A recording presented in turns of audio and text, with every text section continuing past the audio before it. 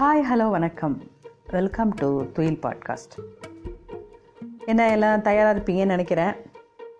ஆயிஷா ரா நடராசன் அவர்கள் எழுதிய உலகை உலுக்கிய 40 சிறுவர்களில் இன்றைக்கி நாம் தட்டாம்பூச்சிகளோட பெஸ்ட் ஃப்ரெண்டாக இருந்தவனை பற்றி தெரிஞ்சுக்க போகிறோம். அந்த குட்டி பையன் சார்லஸ்க்கு பள்ளிக்கூடத்தை விட அதை சுற்றி இருந்த மிகப்பெரிய தோப்புனா ரொம்ப இஷ்டம். பள்ளிக்கூடத்திலேருந்து ரகசியமாக வெளியேறி தோப்புக்கு ஓடி போயிடுவான். ஊரில் பிரபலமான டாக்டரோட வீட்டு பிள்ளை அப்படிங்கிறதுனால அவனை எங்கே பார்த்தாலும் மற்றவங்க சுலபமாக அடையாளம் கண்டுபிடிச்சிடுவாங்க. அப்பையும் எப்படியோ மற்றவங்க கண்ணில் படாமல் ஏமாற்றிட்டு தோப்பில் போய் வினோதமான விளையாட்டுகளை விளையாடுவான் சார்லஸ். அன்னைக்கு ஒரு தட்டாம்பூச்சியை பின்தொடர்ந்தே போனதுனால பல மணி நேரம் கழித்து தான் வீட்டுக்கு திரும்பினான் சார்லஸ். அவனுக்காக காத்திருந்த அவனோட அண்ணன் போகிற வழியில் தட்டாம்பூச்சிகளுக்கெல்லாம் வீடு கிடையாது, அவைகளெல்லாம் செடியின் மீது இலைகளின் மீது முட்டையிட்டு வாழும் அப்படின்னு சொன்னான். இங்கிலாந்தோட ஷெர்ஸ்பரி பகுதியோட சர்ச்சில் இருந்த ஸ்கூலில் தான் சார்லஸ் படிச்சுட்டு வந்தான். அவன் ஒழுங்காகவே ஸ்கூலுக்கு வர்றதில்ல அப்படின்னு கம்ப்ளைண்ட் அவங்க அப்பா கிட்ட போச்சு. அவங்க அப்பா ரொம்ப கவலைப்பட்டார். அதனால் அவங்க அப்பா அவன் ரூமுக்கு போனார். அங்கே சார்லஸ் தான் சேகரித்த பட்டாம்பூச்சிகளை தர ஃபுல்லாக வரிசையாக வச்சு அதுக்கு நடுவில் உட்காந்து எதையோ யோசிச்சுக்கிட்டே இருந்தான்.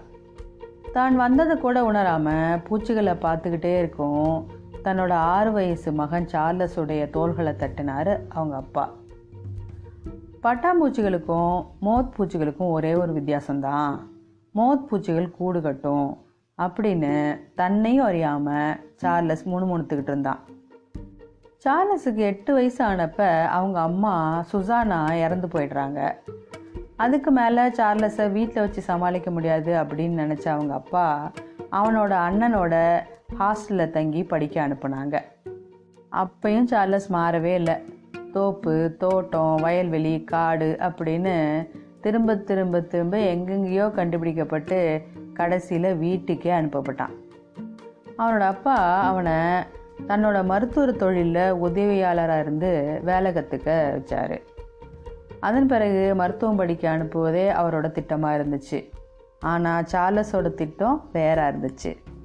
ஏற்கனவே அவங்க அப்பாவுக்கு உதவியாளராக இருந்த ஜான் எட்மண்ட் ஸ்டோன் அப்படிங்கிறவர் சார்லஸோட நட்பாகிறாரு.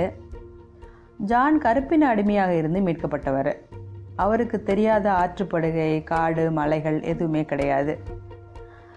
அவங்க மற்ற எல்லாருக்கும் அடிக்கடி டிமிக்கி கொடுத்துட்டு சுற்றி திரிய தொடங்கினாங்க. மருத்துவம் படிக்க அனுப்பப்பட்டாலும் பயப்படாதே சார்லஸ், இங்கே வரும்போதெல்லாம் உன்னோடு சுத்த நான் இருக்கேன் அப்படின்னு ஜான் சொன்னான்.